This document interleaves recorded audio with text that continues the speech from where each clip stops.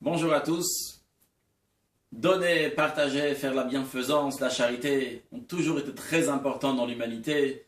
Que ce soit du côté du donneur, c'est un bon sentiment. Du côté du receveur, aussi un bon sentiment. Mais comment se ressentir lorsqu'on donne quelque chose à quelqu'un? Ça, il y a plusieurs manières comment le voir. Eh bien, voyons cela à travers le premier de nos patriarches, Abraham. Dans la paracha de la semaine, on nous raconte que Dieu a voulu détruire la ville de Sodome et Gomorrhe parce qu'ils se comportaient mal. Abraham, très bon cœur, vient négocier avec Dieu, c'est de lui demander de ne pas détruire la ville. Lors de la négociation avec Dieu, il dit: Dieu, j'insiste bien que je suis de la poussière et de la cendre.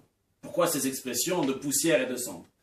Eh bien, Abraham avait fait une guerre contre 4 rois très puissants, et naturellement, il aurait dû mourir, être sous la terre, la poussière. Et il était encore là, il a été sauvé. De même, avant cela, il avait été jeté par Nimrod dans le feu, parce que Nimrod ne voulait pas qu'Abraham diffuse Dieu dans le monde. Et il est sorti sain et sauf. Et c'est pour cela qu'il dit à Dieu: je suis de la poussière et de la cendre. Nos sages disent que par le mérite qu'Abraham s'est senti si humble, en disant: je suis de la poussière et de la cendre, Dieu lui a dit: je vais donner à tes enfants 2 commandements qui sont liés avec la poussière et de la cendre. Le commandement lié avec la poussière, c'est le commandement de la sota. Sota, une femme soupçonnée d'adultère. Le mari a dit à sa femme: je ne veux pas que tu t'isoles avec telle personne. La femme s'est isolée, mais on ne sait pas si elle a fauté. Eh bien, si le couple veut continuer à vivre ensemble, ils allaient au temple. Là-bas, le Cohen écrivait sur un parchemin quelques versets de la Torah. Entre autres, il y avait le nom de Dieu aussi sur ces versets.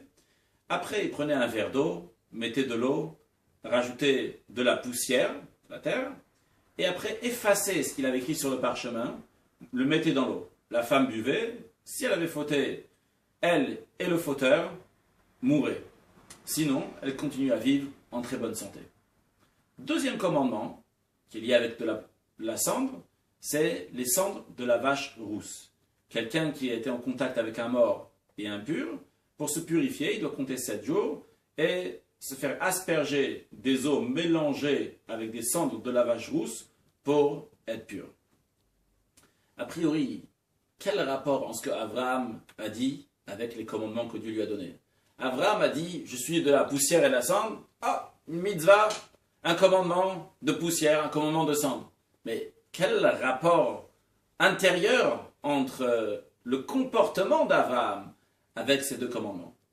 Eh bien, lorsqu'on donne, il y a 2 manières de donner.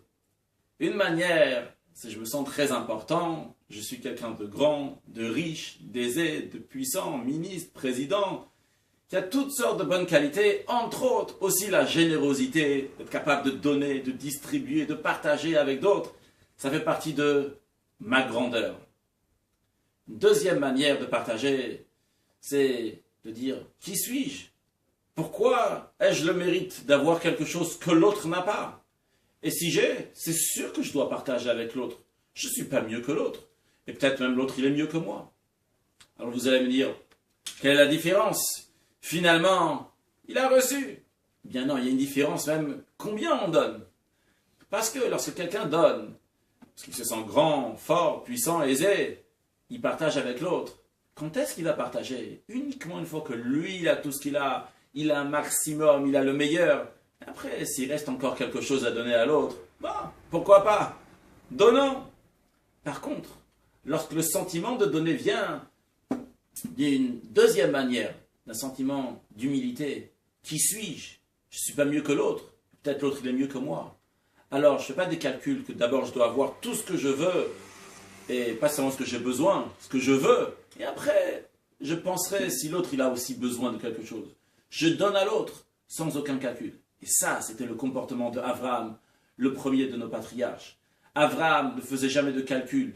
Il donnait. Lorsque son neveu, Lot, s'est fait captiver par les 4 rois, il n'a pas fait de calcul. Il est parti faire la guerre contre ces rois. Logiquement, qu'est-ce que tu vas faire? Toi, Abraham, seul avec ton serviteur, une guerre contre ces quatre rois qui sont très puissants.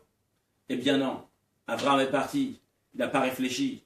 Parce que si mon neveu, un frère, un autre, est dans une situation difficile, je ferai tout, même à risquer ma vie, pour l'aider. Abraham n'a pas seulement sacrifié sa vie matérielle, mais même spirituellement. Le 3e jour de sa circoncision, Dieu est venu le visiter. Lorsque Dieu vient le visiter, Abraham aperçoit 3 personnes. Abraham ne savait pas qui ils étaient, ces gens-là. D'ailleurs, il soupçonnait que c'était des gens qui se prosternaient à la poussière de leurs pieds, donc des idolâtres. Et Abraham dit à Dieu, Dieu, excuse-moi, il y a des invités, je dois aller m'occuper. On peut s'imaginer le plaisir qu'Abraham avait de se trouver avec Dieu, une visite de Dieu qui n'en veut pas. Eh bien, Abraham a mis ça de côté pour des invités. Abraham se sacrifiait. Et c'est la raison pour laquelle Dieu lui a dit, toi, tu te comportes d'une telle manière, eh bien, je vais donner à tes enfants aussi ce sentiment d'humilité, de partager, de se sacrifier. Lorsque le Cohen allait s'occuper de la vache rousse, tous ceux qui s'occupaient de la vache rousse, depuis le début, on prenait cette vache jusqu'à qu'elle devienne des cendres, eux-mêmes devenaient impurs. Pourtant, c'est un Cohen. Un Cohen, il doit être pur, servir dans le temple. Mais le Cohen, il a appris de Abraham à savoir se sacrifier, à savoir se donner. C'est vrai que moi, je vais être impur. Je vais être impur jusqu'à ce soir. Mais en échange, je vais pouvoir aider un autre juif, que cet autre juif va être pur. Il en est de même en ce qui concerne la poussière de la femme sota. On a dit tout à l'heure que lorsqu'on prenait ces eaux, on effaçait ce qu'il y avait écrit sur le parchemin. Entre autres, il y avait écrit aussi le nom de Dieu. Le nom de Dieu, on n'a jamais le droit d'effacer, c'est strictement interdit. Dieu, il dit, comme toi, Abraham, tu es prêt à t'effacer pour un autre, moi aussi, je suis prêt à effacer mon nom pour aider, essayer à remettre le shalom, la paix, dans le couple. Alors l'enseignement pour nous est clair. On doit se comporter comme Abraham, le premier de nos patriarches. Il est appelé notre père parce qu'on a ses qualités. Il faut donner. Même si on donne, on a des intérêts, on est content, il faut aussi donner. Mais toujours essayer de le faire dans le chemin de Abraham. Et comme le Rabbi a dit, que dans notre génération, nous sommes la dernière génération de l'exil, la première génération de la délivrance, et tout ce qu'il faut faire aujourd'hui, c'est de rajouter dans les actes de bonté, de bienfaisance envers un autre, et par cela, on aura la venue de Mashiach très prochainement. Une excellente journée.